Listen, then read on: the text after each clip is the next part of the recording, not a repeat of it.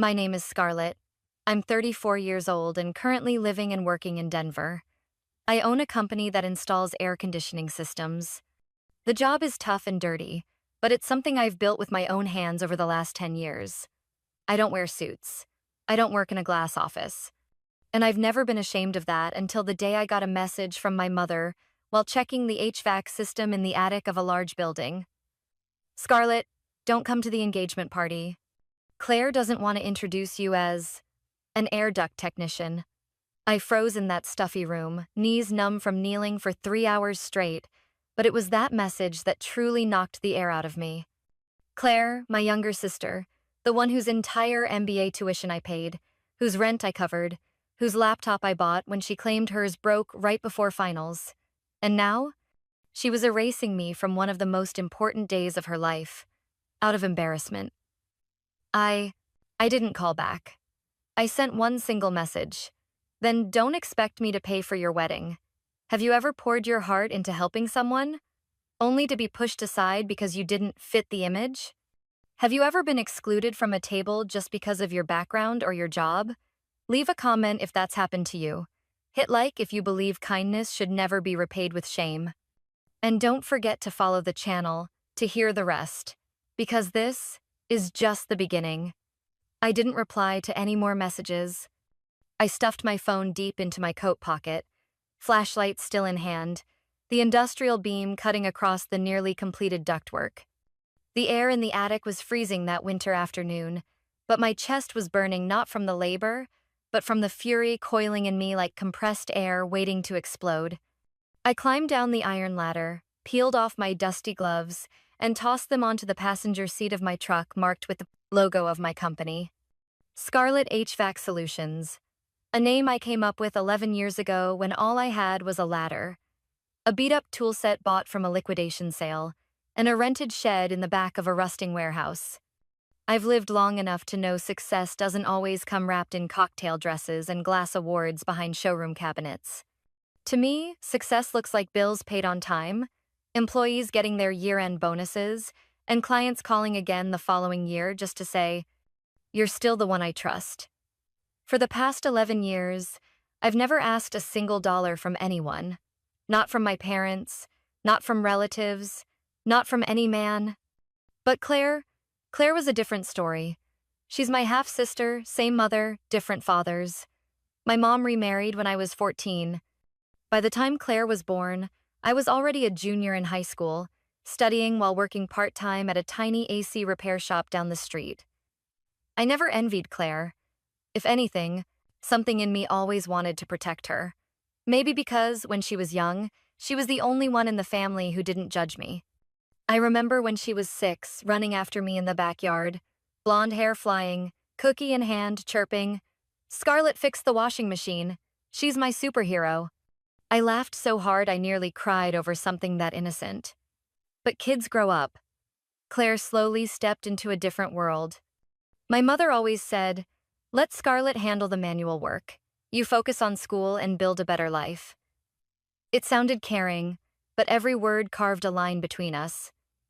I didn't blame Claire. I figured, if I'd been the youngest raised in a better-off household, maybe I would have dreamed of a different world too. And I wanted to be the one who helped her reach that. I paid her college tuition, then her MBA program. I rented her a small apartment near campus. I bought her a new laptop whenever she complained that Excel was crashing again. I even sent her extra cash during holidays so she could travel with friends and never feel like she was missing out. I did all of it without a word of complaint. I didn't need her thanks. I just wanted her life to be easier than mine. I figured if I could pave a smoother road for her, then all those years of climbing rooftops in the dead of winter would be worth it. And yet, because of a utility jumpsuit, because of calloused hands, because of the title HVAC technician, I was cut out of the engagement party the day I once imagined I'd proudly stand by her side as she entered a new chapter. I didn't know much about her fiancé, Zach, only that he worked in finance and came from what my mother called a well-established family. Claire once told me, "Zach loves me because I'm driven. We see life the same way." Me? I used to be in every one of Claire's childhood birthday photos. But now I'm not even presentable enough to attend the party she's hosting at a fancy restaurant downtown. That evening, back at my company office, I sat in my small workspace, built out of soundproof panels, clutching a cup of coffee gone cold since morning. Outside, my team was finishing up the last work orders before the holidays, the printer humming, laughter echoing from the hall. I had built this place from nothing. I slept in the back of my truck because I couldn't afford both rent and storage. I was turned away by clients because what does a woman know about industrial ACs? But I didn't quit. And yet my own family, my own blood found me so embarrassing they couldn't bear to let me sit at a dinner table with their future in-laws. She's an air duct installer, a single line that could change everything. Not because those words were wrong, but because of the way they were written with contempt, with total erasure of everything I'd quietly built behind the scenes. I opened my laptop, scanned through pending quotes, next month's, payroll, and finally, the bank noticed Claire's tuition payment for the next term, nearly $24,000, was scheduled to go out automatically. I disabled the autopay. I wasn't angry about the money. I was angry that I had let others treat my sacrifice as obligation, that I'd stayed silent for so long in exchange for being forgotten. That night, I drove past the restaurant where the engagement party was being held. Through the brightly lit windows, I saw Claire in a sea-green dress, glowing as she laughed with a crowd of well-dressed guests. I paused, didn't go in, didn't call. Just watched for a moment, then turned onto a darker, quieter street. I don't need a party, I just want respect. And if I can't get that through kindness, then I will stop giving.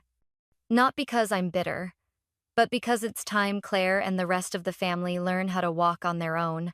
I've never been the favorite, and I've never expected to be. When my Mother Denise married Richard, everything in our house shifted in subtle ways.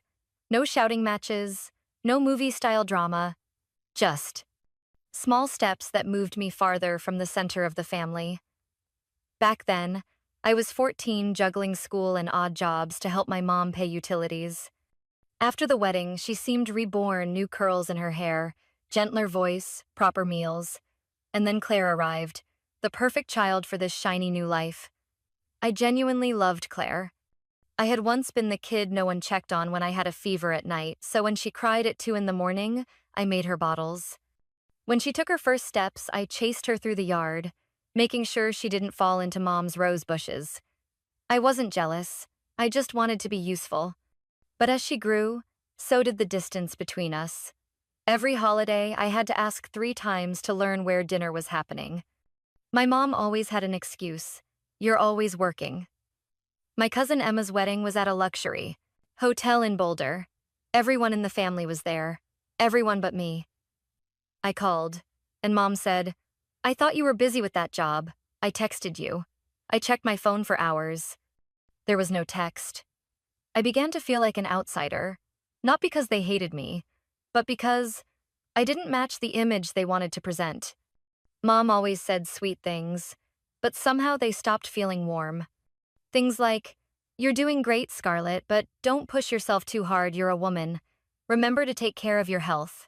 Or, your sister has to work twice as hard to shine, especially since her big sister does manual labor. I'd smile, then return to my workshop, stacking copper coils, cleaning compressors, continuing a job they thought only men were fit to do. Claire was pampered by my mother. Whenever Claire had midterms, Mom would come by with cooked meals and a box of groceries delivered to the dorm. Meanwhile, at 21, I had a fever of 102 degrees Fahrenheit in a moldy-walled boarding room, had to take the bus to the clinic, and come back with an old bag of antibiotics. Mom isn't a bad person. I never thought that. She just chooses whom to show affection to. She likes things that are beautiful, tidy, and fit into a frame. Me, with chipped nails, sun-darkened skin, and a work jacket dusted with job site grime, never fit. I remember one afternoon about 5 years ago when Mom called me to come over for dinner. When I arrived, Claire was there with a group of friends from college. They were eating tarts, drinking white wine, laughing loudly. I walked in, still wearing my work clothes, my boots caked with mud from a site inspection in the suburbs. Mom looked me up and down, then smiled faintly. Scarlett, you made it? Um, Maybe you should go change into something else. You look a little tired.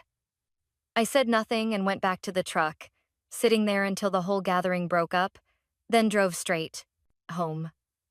From that day on, I learned not to show up unannounced. I would only appear when invited, and always ask beforehand what to wear, what the menu would be, and whether I should bring something. I became the most prepared guest. For a party that might not actually want me there, Claire never said anything directly, but her actions spoke loud enough. On the day she graduated from college, I was 10 minutes late because of traffic on Interstate 25. I sat in the back row and watched Mom take a family photo with Claire, Richard, and the two aunts on my mother's side, without me. When I walked up, Claire forced a smile. "Oh, you made it? I thought you were stuck on a job. Let me take another shot with you." That shot never made it online. Each time I was cropped out of the frame, I stepped back a little more. One day, I stopped asking to be included. I told myself that as long as I kept sending tuition on time and supporting Claire when she needed it, my absence didn't matter. I comforted myself that not everyone needs recognition, that I didn't have to appear in photos. Claire's success would be enough. Then, with a single text, everything I had worked to protect became ridiculous. Claire didn't just want me to be absent. She wanted to erase me from her life's picture. Not because I caused trouble, but because I wasn't pretty enough to show off. I remember sitting quietly for hours at my work desk. The air purifier hummed in the corner. On the desk lay the next term tuition bill, nearly $24,000. I had just wired that deposit a week before. I picked up my phone, my thumb scrolling to Claire in my contacts. I had saved her as Sister Claire years ago. I changed it simply to Claire. And I knew that once I disconnected, none of them would stay quiet for long. But I wasn't going to sit still. When people are used to you stepping back, there's only one way to make them notice. Step out of the frame they're trying to draw for you. Not to get revenge, but to reclaim your own presence. That day was a Thursday. I remember because I had gotten up at 5 a.m. to drive to the new restaurant development over by Centennial. A massive project with a 4-story HVAC system and the most complex design my company had ever taken on. The project was Scarlett HVAC's chance to break into the ranks of major contractors in the region. I had mobilized the whole tech crew, scheduled checks for every point over 3 consecutive days. The day was bitterly cold, but inside me was a strange warmth, the quiet pride of reaching a milestone that didn't need applause. I stood on the roof, my head wrapped against the wind, boots on, holding a pressure gauge, threading it through gaps in ductwork that ran like a maze. When my phone buzzed in my pocket, I hadn't planned to read it, but while waiting for a unit to cycle, I pulled it out and unlocked the screen. It was a message from my mother. "Scarlett, don't come to the engagement party this weekend. Claire wants everything to be very formal. You in your work gear. It won't fit the atmosphere." I stood frozen in the 12 degrees Fahrenheit cold, wind stinging my face. Another message appeared less than a minute later. "She doesn't want to have to explain to Zach's family. This is an important occasion. You understand, right?" I did understand.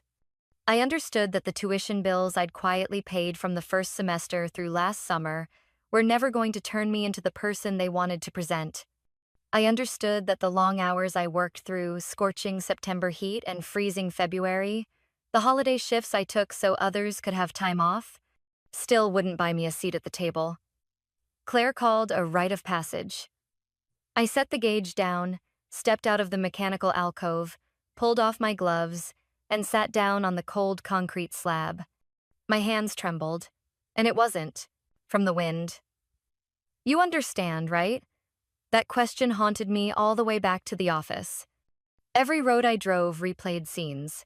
Standing in line at the bookstore to buy Claire's textbooks, waiting 3 hours outside the bank to handle paperwork to co-sign a loan for her, setting a new MacBook on Claire's table for her 24th birthday when her old machine crashed in the middle of finals. I never asked for thanks. I just assumed I was her sister. At that moment, I had no plan. I didn't think about cutting off tuition or about confrontation. I only felt a cold, hollow space open inside my chest, like being kicked out of the very house I'd helped build. Back at the office, the warm yellow lights in the reception were still on. Melissa, my lead tech, was finishing her last cup of coffee before clocking out. She looked up when I walked in, concern in her eyes. "You okay?" They called from Centennial, praising level 3's, system finishing ahead of schedule. I nodded, gave a thin smile. "Yeah, good." I went into my office and shut the door. On the desk sat the tuition envelope from the state business school, the one I'd scheduled a transfer for at the start of the month. I opened my laptop and stared at the figure $30,820 for the recent school year. Each transfer had been accompanied by the thought, if she succeeds, I don't need anyone's recognition. At that moment, I wasn't so sure. I opened the banking app, my fingers scrolling through recurring payments. Claire's name sat at the top, the familiar link between me and a family I'd tried to hold together by giving without limits. I turned off autopay. Then I opened my contacts, scrolled to the bottom where all the old messages between Mom and me were stored. Each one carried the same tone. "Claire's under pressure. Scarlett, lend her a hand." Or, "Big sister, please don't let Claire worry about finances." I tapped the message field and typed, "Okay, Claire doesn't need any more explanations, and don't count on me to cover the wedding." I didn't hit send. I deleted everything and set the phone down, wondering why I still felt the urge to type something kind. Maybe because somewhere in Mom I still hoped there was a place for me. That night I drove around downtown for almost an hour. I stopped by the bakery Claire used to like, the coffee shop where I used to wait for her after college classes, then pulled up in front of the building where Claire and Zach lived. The fifth-floor window was lit, their silhouettes pressed against the glass like an expensive photograph. I didn't go up. I just sat in the car, watched, and thought to myself, maybe I was wrong to believe I belonged there. Back home, I boiled water, made a cup of tea, sat on a wooden chair by the window, and wrote a new list by hand. Cancel all tuition payments for Claire. Cancel the planned wedding sponsorships. Contact a lawyer too. Check how Claire used my name for any credit accounts. Redirect investments to expand the company and open a branch next spring. I put the pen down, took a deep breath, and felt something shift. Not because I wanted revenge, because I couldn't keep living a life where people called only when they needed me to pay, then quietly cut me out of the picture once everything looked pretty. Maybe I wasn't invited to the engagement party, but at least I felt like I was coming back to myself. And I knew this wasn't the end of things. I couldn't sleep that night. The small apartment was as quiet as always, the clock ticking in the kitchen. Streetlight spilled across the window pane, making the room feel hazy and foreign like it didn't belong to me. I sat at the desk, opened the old laptop, and my fingers wandered through folders. Something was unsettled in my chest, a slow-burning feeling like a wound that didn't bleed. At first, I just meant to double-check Claire's tuition schedule, in case the school had sent another confirmation. But when I logged into the old email account, the one I used to receive academic notices on Claire's behalf in her early college years, things began to unravel. The inbox was full of messages from scholarship organizations.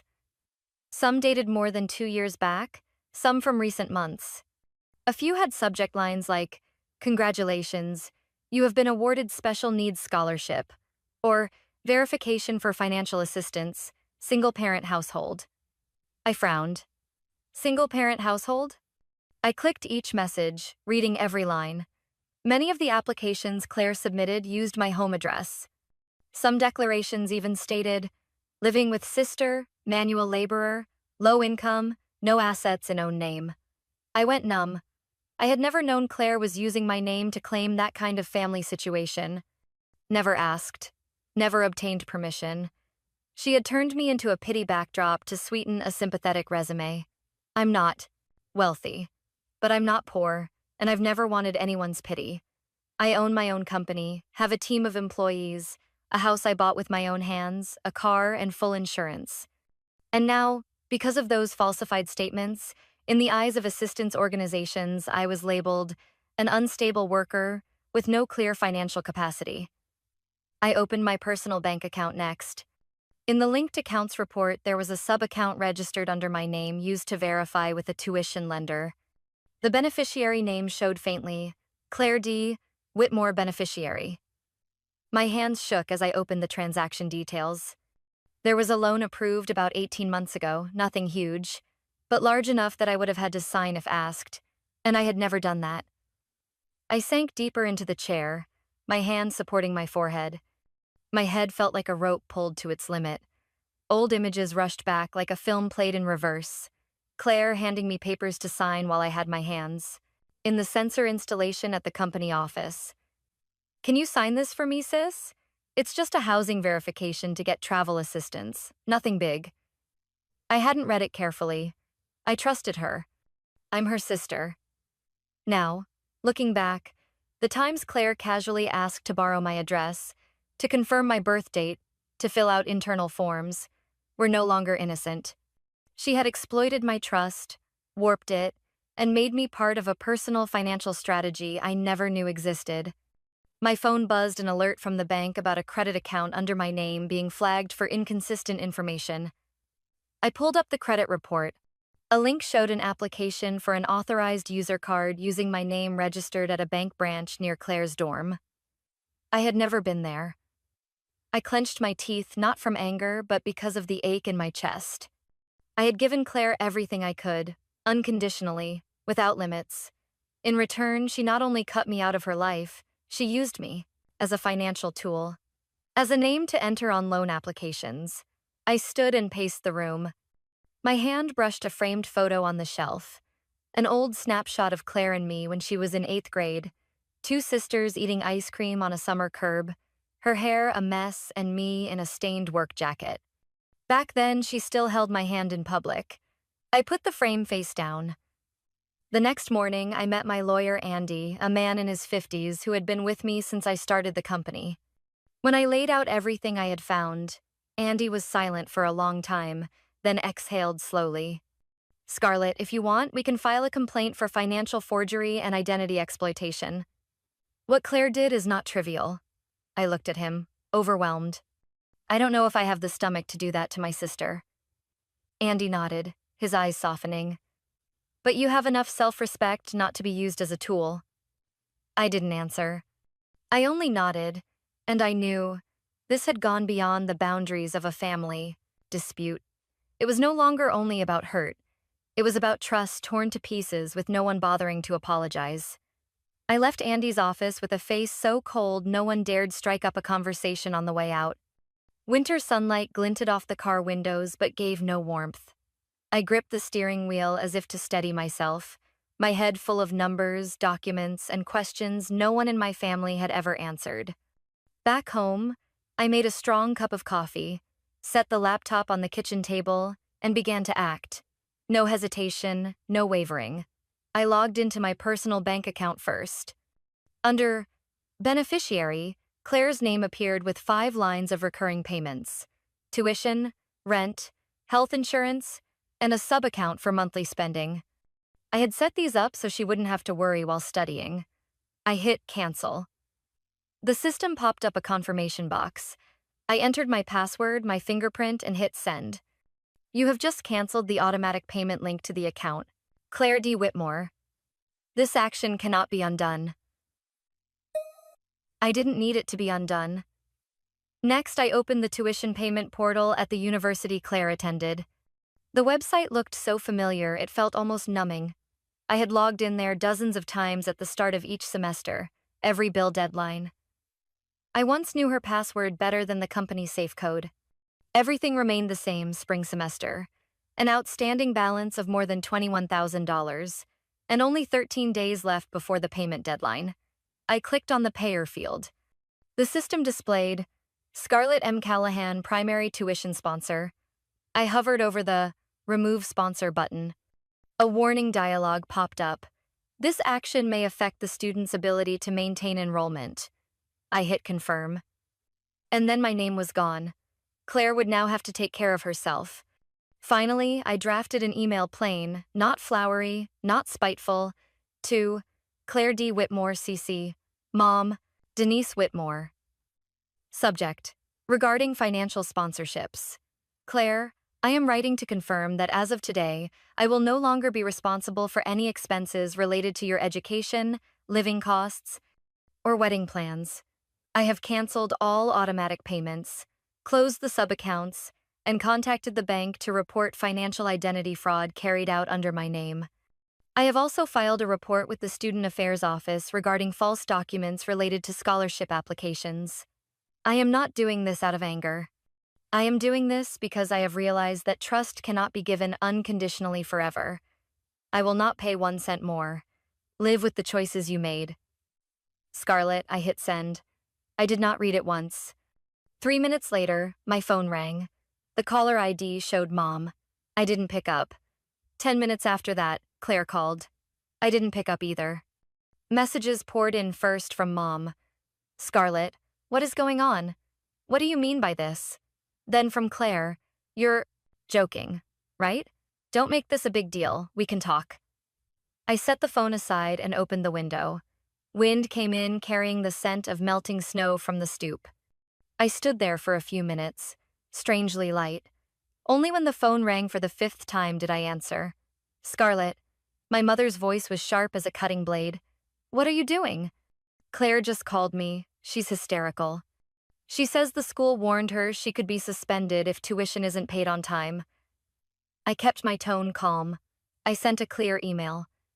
But you can't suddenly cut everything off like this. She's midterm.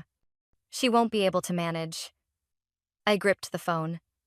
Mom, I have been supporting her whole life while no one stood with me. She can manage if she wants to. You're being unreasonable. Claire is still a child. She doesn't understand the consequences of what she's done. She's 24 years old, Mom. She knew when she falsified documents. She knew when she used my name without permission. She knew when she told you that I shouldn't come to the engagement party because I wear work gear. There was silence for a few seconds on the other end. Mom sighed. Her voice softened. Scarlett, sisters should support each other. Family is family. Family is not a place where you are exploited and must stay silent. You are tearing everything apart. No.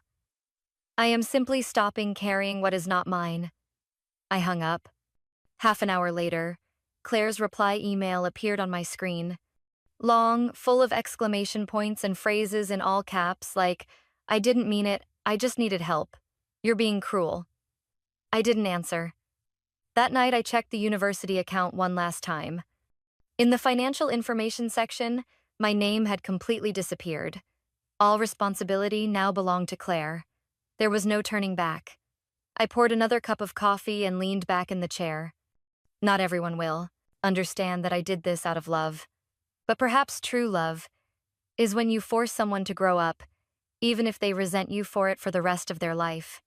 It took only 36 hours after I sent that final email for the whole family to wake up from their long sleep, only to join together in a loud, public condemnation as if I had burned down the family chapel.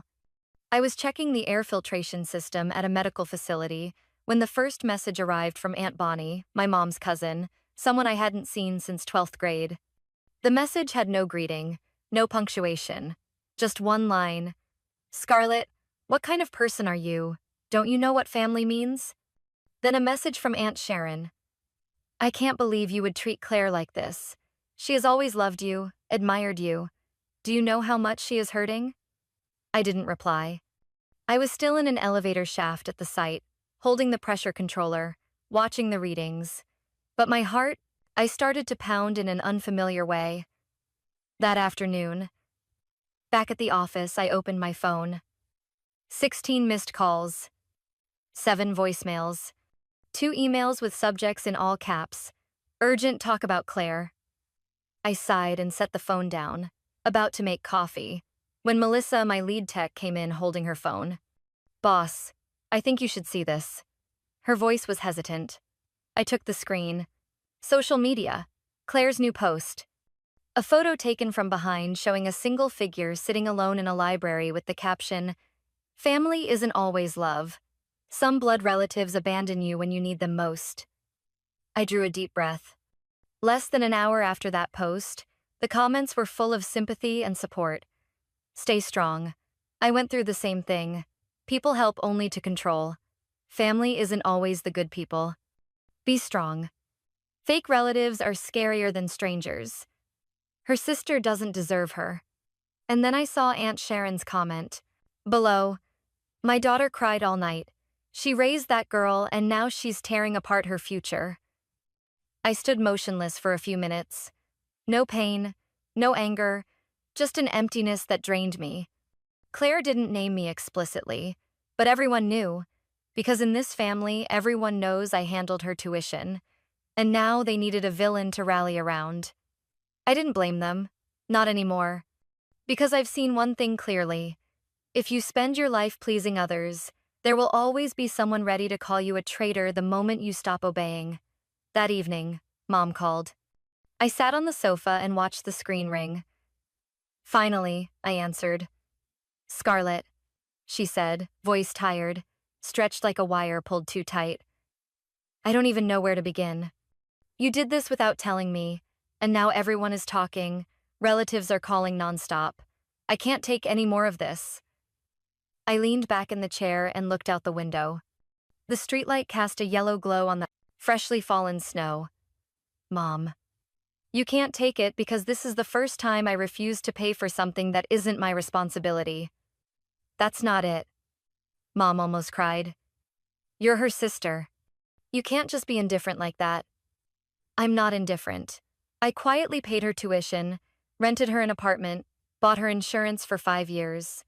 I didn't say anything because I thought she deserved a chance. But she didn't just erase me from her life, Mom. She used my name to borrow money, falsified documents, and now she's making me the villain. There was a pause on the other end. Then Mom asked, her voice softer. Claire says she didn't mean it. She's just under a lot of pressure. No one accidentally fills out fake information on 5 different forms, Mom, I said quietly. I'm not strong enough to cover for that anymore. If she wants to grow up, this is a good chance. Mom was silent. Then, sounding like someone who had run out of arguments but still clung to habit, she said, I just don't want everything to fall apart like this. Family is supposed to be a support. Then why didn't anyone ask if I was okay when I was excluded from the engagement party? I asked, unnaturally calm. Why didn't anyone ask if I was exhausted when I stayed up late handling loan paperwork? Or is family only a support when they need you to pay, and just a shadow when you don't fit the image? Mom exhaled heavily. You're being too harsh. No, I'm just for the first time being true to myself. I hung up.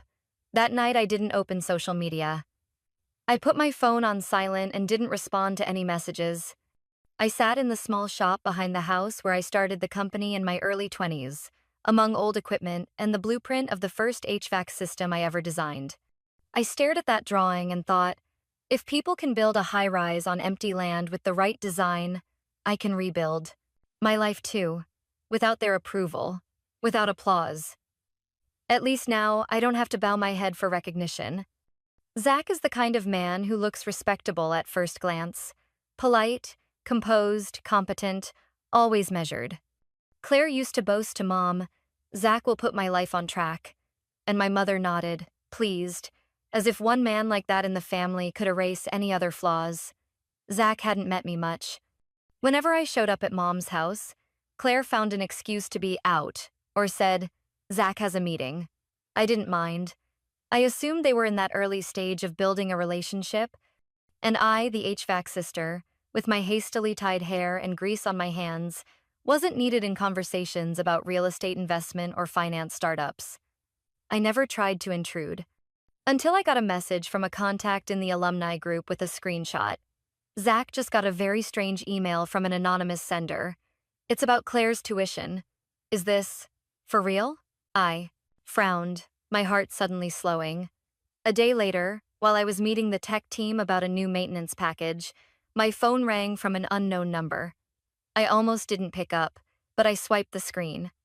Hello, Scarlett Callahan? Yes, this is she. I'm Zach Kavanaugh. I paused for a moment. His voice was polite but carried a tension, like a string pulled too tight. I don't want to bother you, Zach continued. But there are some things I think we should discuss privately, between the two of us. I nodded, though he could not see me. I'm free this afternoon.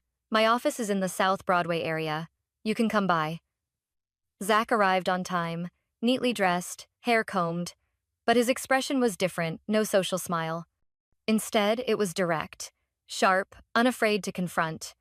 I poured coffee and invited him into the small conference room. No one spoke for a few minutes. Finally, Zach opened his laptop and turned the screen toward me. I received this from an anonymous address. The sender included copies of the financial statements for Claire's undergraduate and MBA tuition. I looked at the statements on the screen, my name, my bank account, the school's confirmations. Not a single payment listed in Claire's name, and no support from my parents as Claire had told him. Zach stopped the playback. Is it true you paid all of Claire's tuition all this time? I nodded. Since her first year. Rent, insurance, living expenses. I did it so she could focus on school. He stared at me for a long time. Not angry, not suspicious, just disappointed. But that disappointment wasn't directed at me. I asked Claire about this before.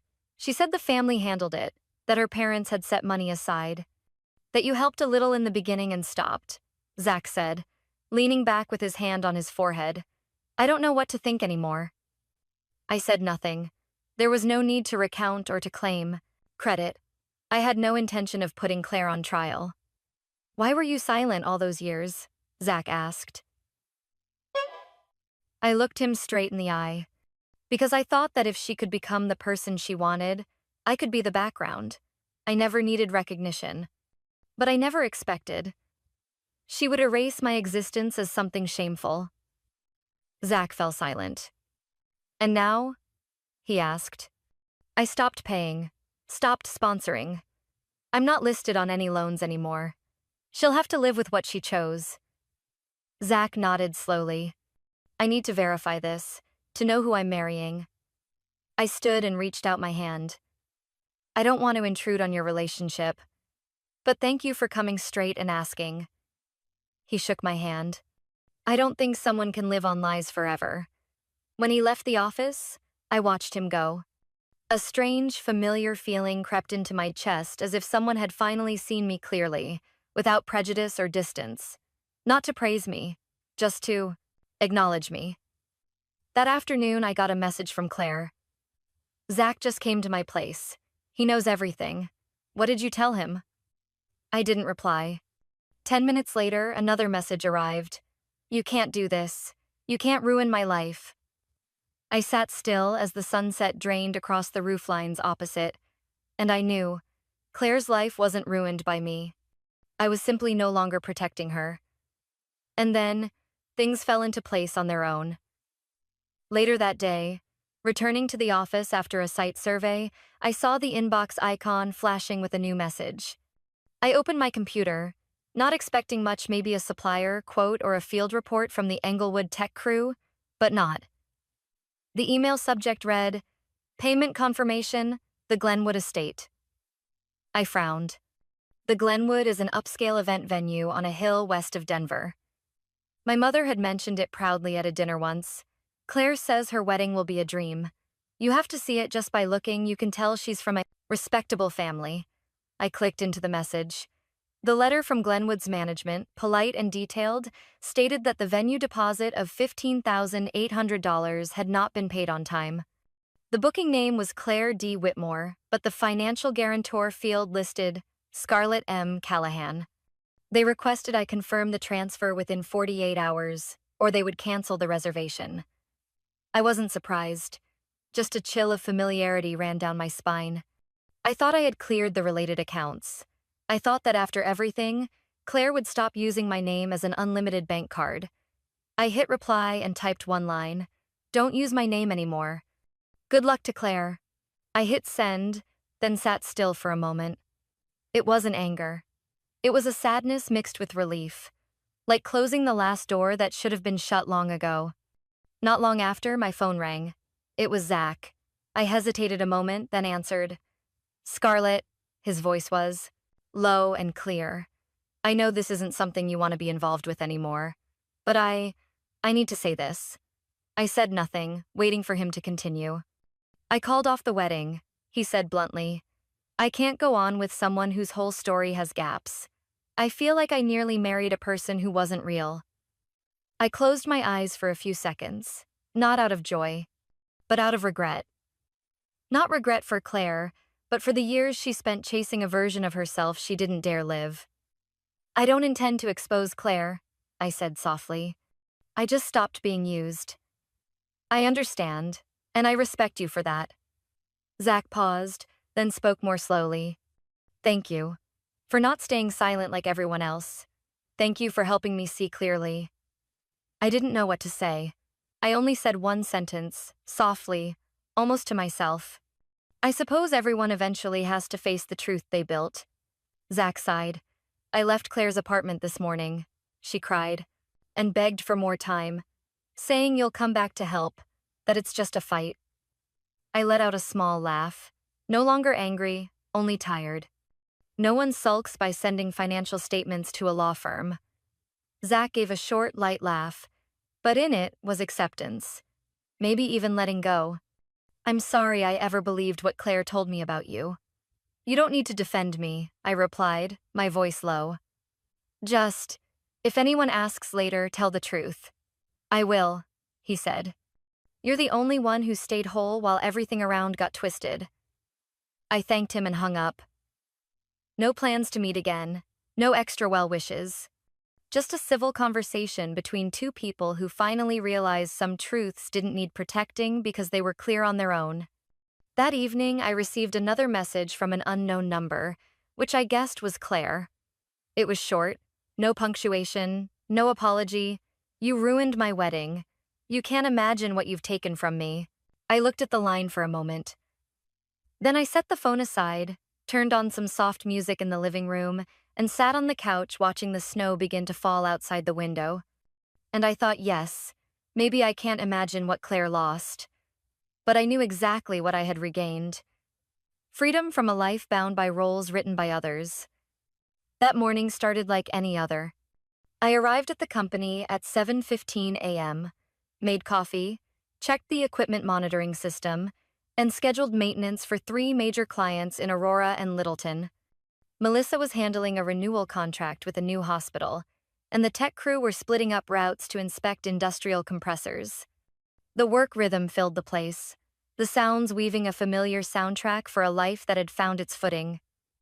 I didn't think Claire would come all the way here. The glass doors in the front lobby slammed against the wall. Everyone in the office turned almost at once. A few people stood from their desks. Claire walked in, her face pale, eyes bloodshot as if she'd cried all night. Her hair was a mess, makeup streaked, and the red dress that had once been elegant now looked crumpled like a scarf tossed in a storm. "Scarlett!"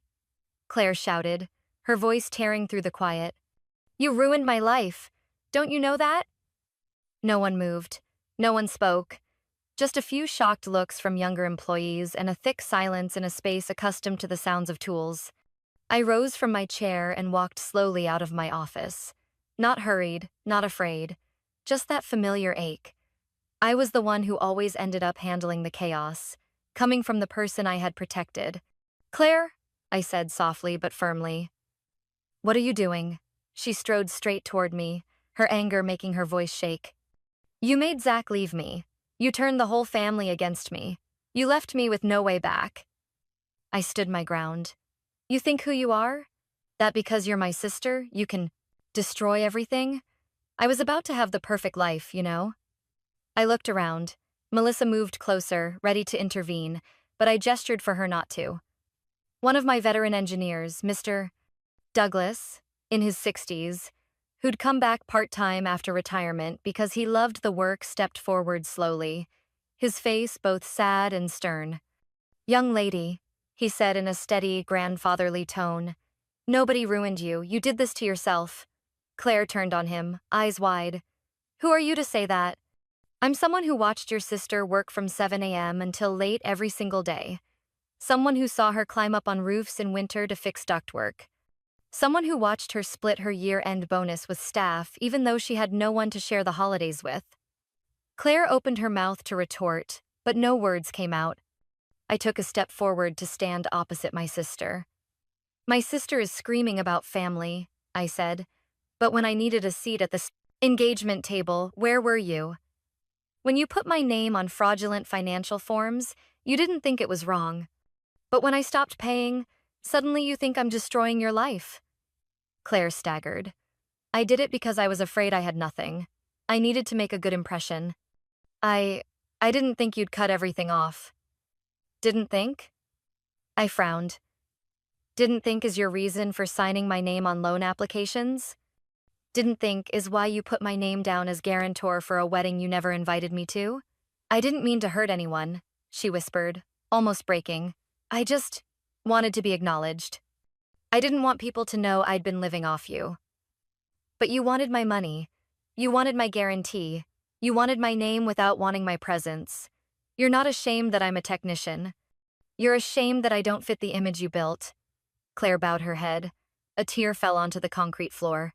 I'm sorry, she murmured, but now I really have nothing left. I looked at my sister and didn't see the shining girl Mom used to brag about to her friends. I saw a young woman standing in a place she had never stepped into, the place where every mask had finally slipped off. Claire, there are things I wanted to forgive, I said slowly. But forgiveness doesn't mean continuing to nurture lies. You can start over. But not with my money, not under my name, not by putting others down to climb up. A younger employee stepped forward and gently asked Claire to leave the work area. I nodded at him, signaling there was no need for force. Claire took a step back, eyes still red, but she did not resist. Before she turned away, she said without looking at me, I used to be proud of you. I just didn't know how to show it. I did not reply. Because pride means nothing if someone chooses to erase you from their life. Claire walked out. The door closed behind her, leaving a heavy silence. I turned back to the conference room and looked at the faces in my company, people who had watched me build this place with early mornings and frozen winters. I didn't need to say anything. They understood, and for me, that was worth more than any speech. The month passed in a silence I once thought would break me, but it turned out silence could be a gift. No more calls from Mom. No messages from aunts. No cryptic emails from relatives who had angrily defended Claire. Everything quieted, like a lake after a storm, only a few ripples at the edges. And in that quiet, I heard myself more clearly than ever. I started sleeping better. Each morning I woke without the feeling that someone was about to demand another piece of me. I didn't have to calculate another unnamed expense, or stop work to handle family matters. I could set my phone down without fearing a scolding text at lunchtime. I poured my energy into the company. At the end of the month, I finalized the paperwork to open the second branch in Colorado Springs, a project I'd postponed nearly 2 years because there was always something more important at home. I didn't ask anyone's permission. I signed the lease, approved the new floor plan, and chose the lead tech for the branch exactly like a leader should. I still thought of Claire. I won't deny that. On nights I passed the bakery she used to love, I'd glance at the window. On cold mornings making coffee, I'd absent-mindedly remember the time she called me at midnight because she'd had a fight with a roommate and wanted to hear my voice. But I didn't expect her to come back. I'd learned that some people enter your life as lessons, not as companions. On Christmas morning, when snow covered the steps and the house was so quiet I could hear the golden retriever rustle by the fireplace, my phone buzzed once, the only ring of the day. It was Mom. The message was a single line. Claire, thought it over. You should forgive. Be the adult here. I set the phone down and didn't read it again. Not angry, not disappointed, just familiar. I got up, fed Milo, and put on the classic Christmas music Dad used to love. The smell of cinnamon pancakes filled the kitchen. The Christmas tree I had put up 3 weeks earlier stood quietly in the corner, its lights blinking warmly. I hugged Milo, sat in the armchair by the big window facing the backyard. The outdoor tree had a few simple ornaments. I'd hung the only decorations I'd kept from the old house when Mom told me to move out at 20. I reached for a mug of hot cocoa, took a sip, and opened my inbox. The first email was from the State Commerce Office. The subject read, "Congratulations. Your application to open the Scarlet HVAC Colorado Springs branch has been approved." I stared at those words for a long time. A different kind of feeling washed over me, not a burst of joy, but a deep, calm contentment. It felt like someone had wrapped me in a warm blanket in a peaceful room.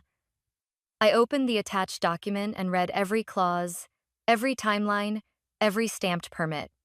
And at the bottom of the page, in the field labeled Proposed Executive Board, a line for naming the principal operators or shareholders. I filled in one name, Scarlett M. Callahan. I closed the file, rested my hand on the armrest, eyes still on the snow outside. I used to want to sit at their table, dress up, bring desserts, wait for that invitation to a wedding, thinking that if I was good enough, family would come back around. But today, sipping cocoa with the dog at my feet, I realized something painfully simple.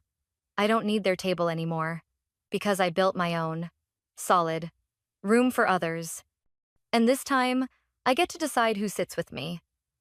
Have you ever been in a situation like mine, spending your life hoping for recognition from blood relatives, only to get silence, disdain, or exploitation in return? Have you ever given all your love and sacrifice to family, and then realized one day that you were never truly considered part of the family? I don't ask to accuse.